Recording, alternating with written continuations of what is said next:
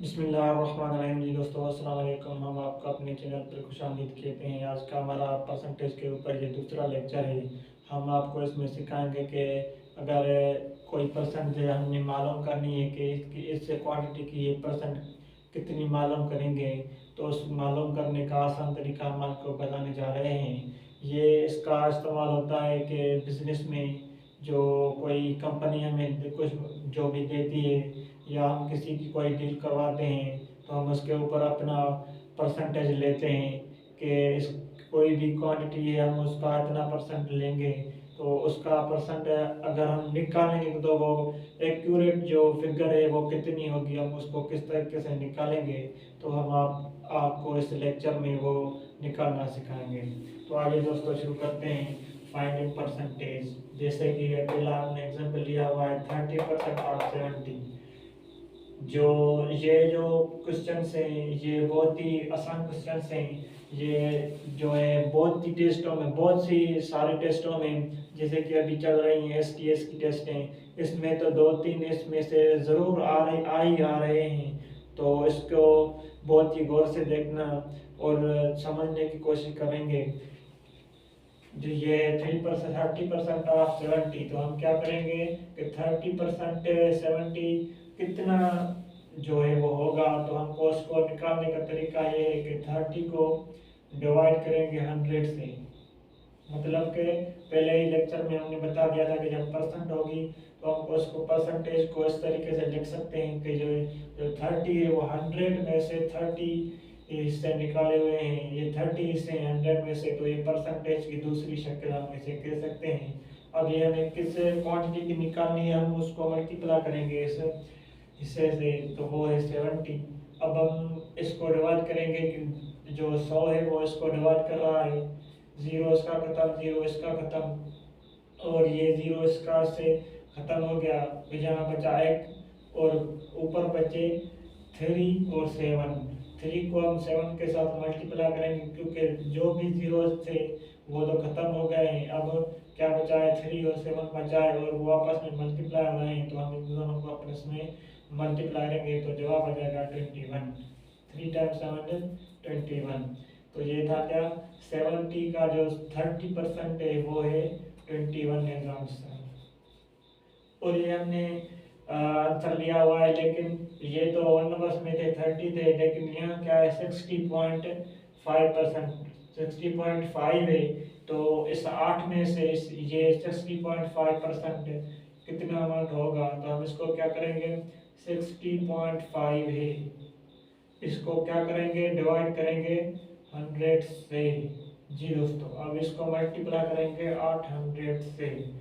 तो ये तो डेसिमल में, तो हम पहले क्या करते हैं, इस डेसिमल का साथ तमाम कर लेते हैं। हम जीरो को अगर हम यहाँ से ख़त्म करेंगे, रिमूव करेंगे, तो ये जो डेसिमल है वो यहाँ से शिफ्ट होकर आखिर में आ जाएगी और इसको आखिर में लिखने की ज़रूरत नहीं होती।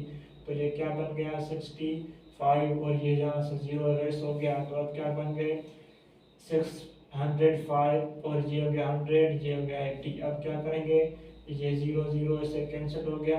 अब हम 8 10 और 8 पर 2 की टेबल अप्लाई करते हैं। 5 टाइम 2 इज 10, 4 टाइम 2 इज 8। अब क्या करेंगे, 5 को डिवाइड करेंगे 605 से।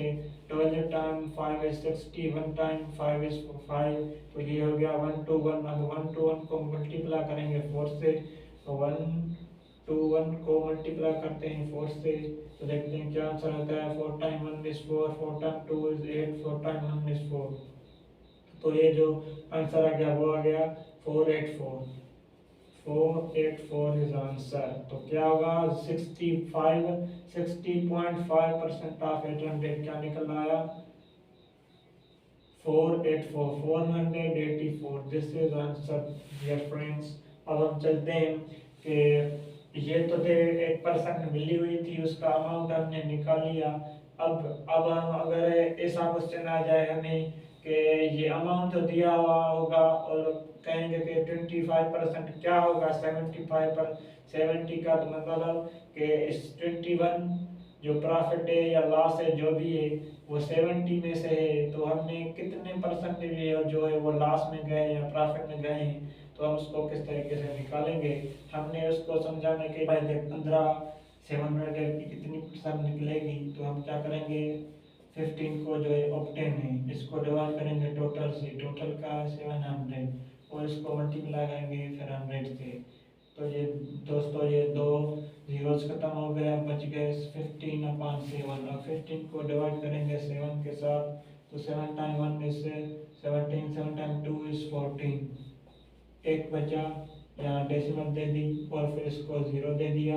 1 टाइम 7 इज 7, यहाँ बचे 3 और इसको 0 दे दिया। अब 7 की टेबल पढ़ेंगे 30 आ जाए।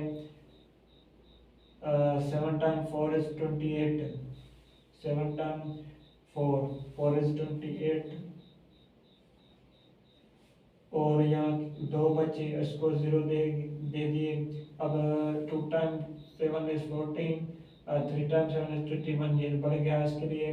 2 टाइम 7 इज 14 और यहाँ बचे 60, ये तो चलता जा रहा है, इसके लिए हम इसको ही आंसर कह देंगे।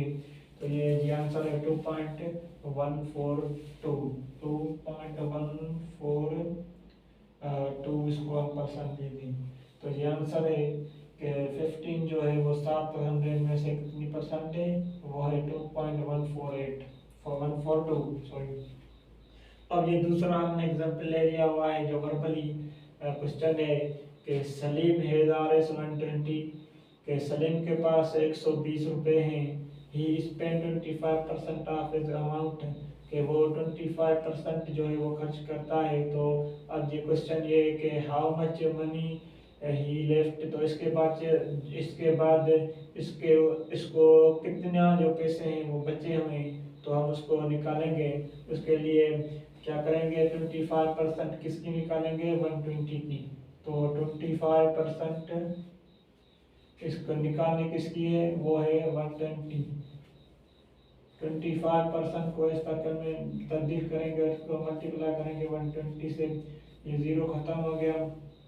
अब 2 की टेबल अप्लाई करें, 5 टाइम 2 इज 10, 6 टाइम 2 इज 12, तो 5 की 25 के ऊपर लग रही है। 1 टाइम 5 इज 5, 5 टाइम 5 इज 25, फिर 5 को अब 6 से मल्टीप्लाई करेंगे तो क्या हो जाएगा 6 टाइम 5 इज 30।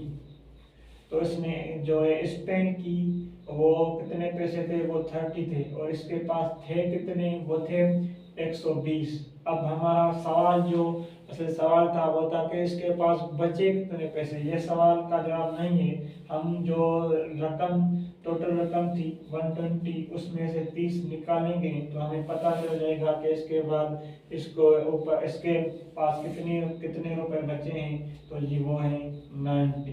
तो हमने क्या किया 25% पहले निकालेंगे कि 120 की कितनी 25% बनती है, उसको निकाला तो बनी 30। और अब हमें ये पता चल गया कि इसने जो थे वो परसेंट में दिए हुए थे। पहले तो ये मालूम कर 25% कितनी होती है 120 की, वो हमने मालूम की तो वो थी 30। और अब हमने टोटल जो इसके पास पैसे थे उसमें से जो इसने पैसे खर्च किए वो हमने माइनस कर दिए, तो हमारा आंसर आ जाएगा 90। उम्मीद है आपको ये जो टॉपिक है वो आसानी से समझ आ गई होगी। अगर कोई डिफिकल्टी हो तो आप हमसे कमेंट बॉक्स में पूछ सकते हैं। तो आज के लिए इतना ही, थैंक यू, अल्लाह हाफिज़।